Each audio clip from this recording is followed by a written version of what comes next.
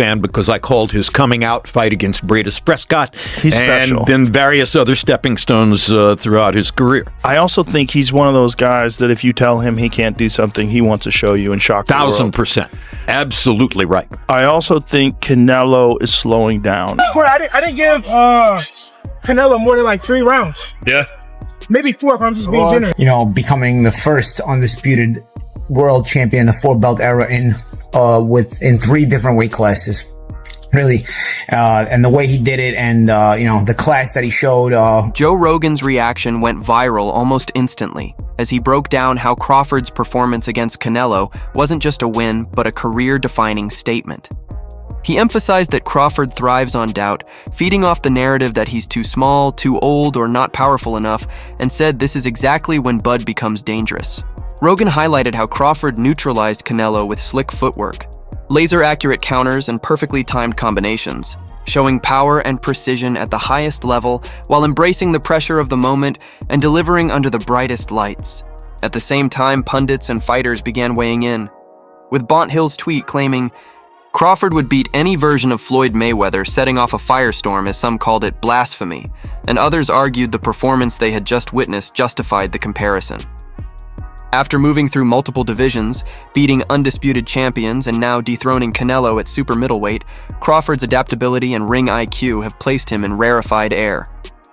For many, the victory doesn't just elevate Crawford's resume. It shifts the conversation about where he ranks among the all-time greats, and even critics now debate not whether Crawford belongs in the pantheon, but how high he sits in it. Get ready to subscribe totally to that because, again, you're talking about somebody who is stubborn. And for sure. Who wants to prove everything he can prove. 100%. I agree with that too. But I think there's like in boxing and certainly in MMA, there's a certain amount of years where a fighter can keep the RPMs up. And, you know, when they're in the red line, and there's some people subscribe to the idea of 9 years. There's 9 years is the most that a elite fighter in MMA has performed at their prime. I think that's a bullshit number because I think it's entirely dependent upon lifestyle, nutrition, discipline, physical attributes. There's a lot of factors. George Foreman won the heavyweight championship of the world in boxing at age 45. True, but he took 10 years off. Gareth, speaking as a commentator, highlighted how Terence Crawford delivered one of the most tremendous performances boxing has ever witnessed, and explained that Crawford not only moved up 3 weight classes to face Canelo, but also came into the fight older than him, and after more than a year away from the ring. Despite those challenges, Crawford showcased mastery skill and composure that few fighters in history have ever displayed, and Gareth stressed that fans should recognize this as a once-in-a-lifetime display of greatness, proving Crawford's ability to overcome every obstacle and rise above all expectations. Shakur Stevenson said on X that respect to Canelo, and added that it is a lot of soft fighters in the sport who are scared to fight against other great fighters, but salute to you, champ, for not being scared to put it on the line against everybody, and you are a legend. His message shows deep appreciation for Canelo's courage to face challenges that many avoid, and Stevenson's words remind fans that greatness is not only about winning, but about taking risks against the best. Throughout the course of the week, we said that this is a game of IQ. There's going to be movement within the fight. You're going to have to answer different types of questions and bring different types of game plan. Crawford did that. He was able to do it backwards. He was able to do it forwards. He could trade in the pocket, catch the stuff, and then counter. He was absolutely magnificent. Listen, I know this is raw and we've only just walked out the stadium, right? 10 minutes ago. And when the dust settles on this, we'll probably have better answers and better thought processes. And I'm sure people watching this will get stuck into the comments and maybe say what I'm about to say is quite outlandish. That might be the single best performance that I have ever witnessed live. It was absolutely tremendous. You've got to take into consideration the weight jump. This is a man that was champion at 135, 140, 147, and obviously recently at 154. But let's be honest, he even jumped up to 154 pounds for that. To go then up to 168 and take on the former pound-for-pound #1 king on a Mexican holiday weekend in Las Vegas and managed to beat him on the cards when the judges tried to do him, mate, it is out of this world what Terence Crawford just did. And he needs all the flowers in the world. He needs all the praise in the world. And I don't think you're wrong, mate, by saying he's the pound-for-pound #1. It's an ever-moving list. That performance alone deserves to put him right at the top of the chart. Yeah, he's become...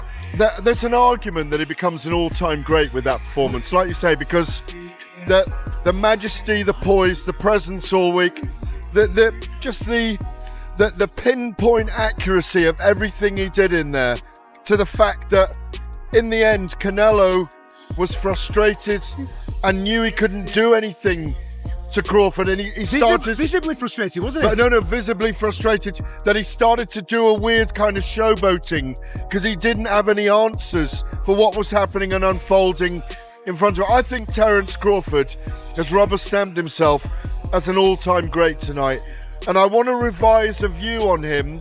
I wondered whether he would have been capable of beating Floyd Mayweather at welterweight. Oh, you're going for it now, aren't you? And I think, yeah, we got to. I think he may. Paulie Malignaggi emphasized that Crawford had achieved something historic, becoming an undisputed champion across 4 divisions, which is rare, and noted that the way Crawford executed it against Canelo stood out. Malignaggi compared Crawford's dominance to Floyd, Mayweather's reign in his own era, calling this the beginning of Crawford's era, and his perspective showed how the victory was more than just a win, as it symbolized a shift in power, marking Crawford as the defining figure of this generation. Flawless. I mean, Terence Crawford has had an amazing career against a lot of very good fighters and world-class fighters, and honestly has barely lost a round. When you look back at Bud Crawford's career, there is something really special. It's one of those things now, because now I've now seen back-to-back generations of Floyd Mayweather and Bud Crawford, and man, you know, it's one of those things where now I understand why the people that lived in the Ray Leonard era say, you know, wish we could see Ray Leonard against Mayweather, and how that would be, because it just leaves such an empty feeling when you have such special fighters that were in different generations, and you saw both of them. You know, I saw the entirety of the Mayweather generation, I saw the entirety of the Bud Crawford generation. Just incredible, really, really incredible. And I know Mayweather gets a lot of hate, but for me, he's a tremendous fighter. And Terence Bud Crawford is in that realm as well. And it's a fight we'll never get to see. So what are we gonna do? You know, it'll be up to the fantasy fights, you know. But let's get into it, man. I want to get into the undercard as well and some of my thoughts on the Netflix show. But let's get into the main event first. Crawford really boxed very, very well, very, very intelligently. The question mark was what happens when Crawford gets hit cleanly. I'm not sure he got hit cleanly at the whole fight. You know, he got hit with some partial shots. Some shots landed cleanly, but by the time Canelo started landing anything cleanly, I think he was hesitant because he was getting countered so much that he was taking some of the steam off the shots in order to hope to be more accurate. Because even late in the fight, there were a couple of shots that Canelo landed, but they barely moved. Devin Haney's sharp reaction summed up just how dominant Crawford was, as he dismissed the idea that Canelo had any real foothold in the fight, saying he couldn't give him more than 3 or 4 rounds at best. Haney's remark was both an assessment and a challenge, reinforcing how decisive Crawford's win appeared and implying that even the top young champion saw Canelo as no longer the untouchable force he once was. How'd you score it, Devin? I wasn't scoring. I didn't give Canelo more than like 3 rounds. Yeah. Maybe 4 if I'm just being generous. Can't get away from this Maybe fucking 4. crowd. Are you shocked or not? Hey, right here to my left. Are you shocked or not? No, I'm not shocked. I knew that. A fan tweeted that true competitors are all champions, and there is no loss in the pursuit of sincere glory, thanking and congratulating Terence Crawford and Canelo Alvarez, and stating that the warrior spirit won tonight, highlighting the respect for both fighters and showing that true greatness is measured not only in victory, but in courage and dedication. Bill Haney believed Crawford's dismantling of Canelo was even easier than his victory over Errol Spence, and said he had predicted this outcome, stressing Crawford's greatness, underlining how effortless Crawford made the fight appear. Despite Canelo's pedigree, and by comparing it to the Spence fight, Bill highlighted Crawford's increasing ability to neutralize elite opponents, making each win look smoother and more decisive than the last. Exactly.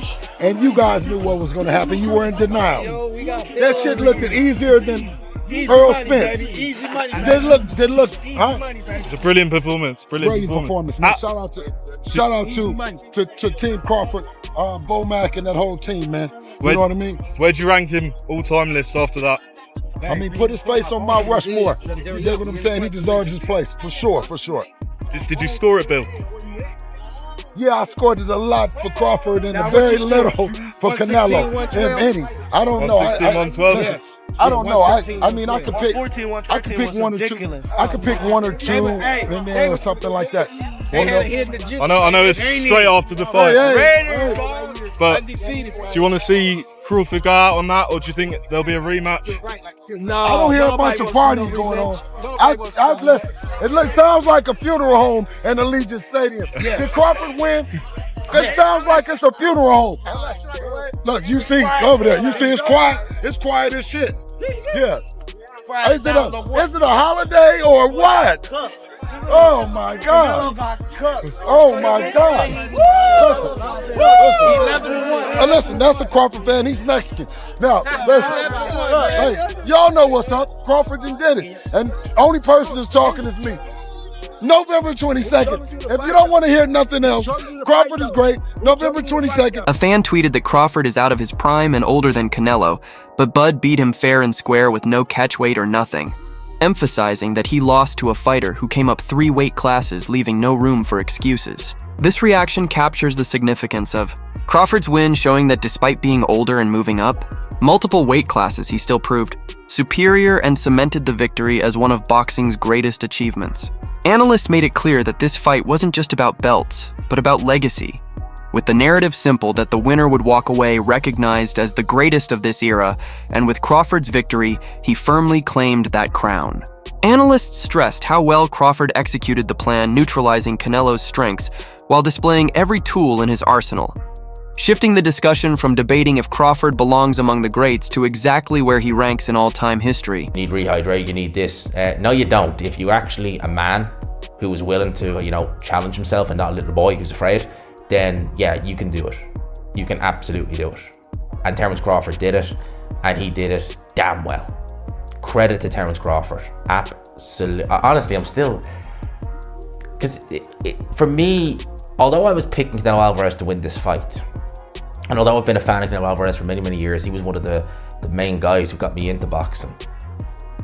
I have loved Terence Crawford, loved watching him fight for years and years and years. I remember staying up at the time, and I actually made sure to get the HBO feed to get his fight with Victor Postal. And I remember, it wasn't one of his more entertaining fights, but I remember just being just in awe of the skill and ability of Terence Crawford at the time. I remember Bob Arum, they're both run by Top Rank, when people were saying, oh, could Loma fight Terence Crawford? And Bob Arum said that would be suicide. It would have been suicide, could you imagine? Good Lord. I can't put into words how happy I am to be proven wrong, because I love watching Terence Crawford. I think he is phenomenal. Absolutely phenomenal. And it's really fitting, right? And I love Canelo Alvarez, right?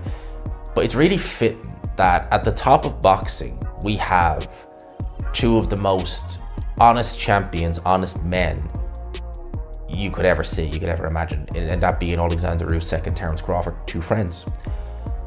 And I think they really sum up this era of boxing. If we are coming to the end of it as a whole, I think they really sum it up that if you're dedicated to your profession and you're willing to stay disciplined and you're willing to... Coming back to Joe Rogan, he reacts passionately to the fight, saying that Crawford has proven himself to be a superior boxer to Canelo, and explains that Crawford is not only a great striker, but also has the mentality and adaptability of a wrestler, which makes him even more dangerous. Rogan highlights that Crawford's ability to move up in weight and dominate such a tough challenge is an incredible leap, and he compares it to historic moments in boxing, noting that in his view, Crawford accomplished something greater than Hagler ever did, cementing his place among the sport's elite with flawless execution. But that is Majumab was really good. Yeah, he's really fucking good. But I just think Crawford is, it's weird to say against Canelo, but I think he's the better boxer, and I think he's the guy who can make the better in-fight adjustments if Canelo doesn't kill him. It's going to be interesting, I'll tell you that. What do you think? I don't know. It's a big jump to go from 54, which was a step up from 47, right? Now so it goes to 54, and now 68? he's going to 68. That's so much weight. A lot of weight. But Terence is, I think he's the best switch hitter since Hagler. They claim Hagler was my favorite. Meanwhile, a user tweeted that Jake Paul mocks lying weirdo Canelo Alvarez and brutal slam after rivals lost to Terence Crawford, showing how Paul wasted no time taking a jab at Canelo. The mocking tone reflects Paul's ongoing rivalry and his eagerness to stay relevant by targeting boxing's biggest names. Roy Jones Jr., himself one of the greatest fighters in history, declared that Crawford had entered a new level of greatness, calling him special, and pointing out that nobody in this era can match him after such a performance. Praise from Roy carried extra weight because of his experience at the top of the sport, and his words made clear that Crawford's win wasn't just another victory, but a defining moment that elevated his status permanently. You scored it. I scored it kind of like they had it. It was a very close fight coming down to the last 2 rounds, but Bud put him out. And he fought very smart. He let Canelo wear himself down early, and then he started fighting late, which was very smart. Not many people gave Bud a chance, but he dominated in there tonight. Do you see anyone from this era beating Terence Crawford? No, nobody gonna beat him. Nobody gonna beat him. What makes him so special? The fact that he's fought on both sides, and he's a winner at heart. His heart is everything. But the scorecards right. 2 judges gave it to him by 1 round. Yeah, it was close to a fight. It all depends on what you like. Well, if you like Canelo's aggression, he gave the Bud by like 1 or 2 rounds. But if you like boxing, Bud won by a few more rounds. What should both guys do next? What should both guys do next? I mean, Canelo probably got to go back and decide what he wants to do. Bud, if I were Bud, I would just retire. Who gonna top what he did? Jai Opataya admitted he wasn't, surprised by Crawford's victory, explaining that he already knew how much determination and potential Crawford carried into the fight, and for him, Crawford's willpower combined with skill made the outcome inevitable. Opataya's comments illustrated how fellow fighters recognized the depth of Crawford's drive, proving that his mental toughness was just as important as his physical tools. On points, bro, crazy. How did you have it? I had him up, bro, convincingly. Is he awesome number 1 draw? Hey, science of the sport. This guy adapts. I knew it. How did you know he was going to win? Why? He's got too much ammunition. You know, he's southpaw, orthodox, on the back foot. That's what changes good from great, is knowing how to adapt. You know, back foot, front foot, that's the difference. Devin Haney said he wants him to retire after that. Do you agree with that?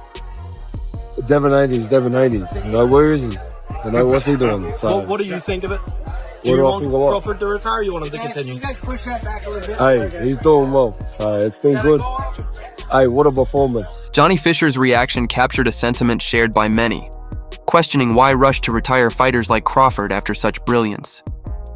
He described the clash as a generational great fight, arguing that Crawford still has more to offer. His words resonated with fans who felt they were witnessing history and didn't want it to end prematurely. Fisher's reaction reframed the conversation, shifting the focus from retirement to how much more Crawford could still achieve. Great, etched himself in boxing history right now. And to go up to them 2 weight divisions, unbelievable to do it. Someone like Canelo. I've never seen Canelo have that body language at the end of a fight where he's shaking his head. So credit to both men. Would you like to see Canelo retire now? Yeah, of course. I think Abdul is knocking on the door to fight Canelo. You don't think he should retire now, Canelo? No. He's up to him. That's his own personal discretion. He's making millions and millions of dollars, and he will continue to make millions of dollars. He's not been destroyed. He's not concussed. He's just Big John shouting out some. Yeah, it's all about himself. That man. Devin Haney said he wants to see Terence Crawford retire now. Do you agree? All the people are saying retire. Why are we trying to retire these great fighters before their time? They're enjoying it and they're fit to do it. Let them continue. Why are we trying to get rid of them? We need them. A fan tweeted that Canelo remains one of the best, despite his loss record to Mayweather and Crawford, showing respect for Canelo's legacy and recognizing his greatness even with high-profile defeats. Crawford's rise through the weight classes is one of the most remarkable journeys in modern boxing. Starting at 135 lbs and now conquering divisions at 140, 147, and 168. Nobody has done it quite like him. His ability to climb in weight while maintaining speed, precision, and power demonstrates unmatched versatility. And this achievement alone cements his place in boxing history, proving he's not just great in one division, but across the entire spectrum.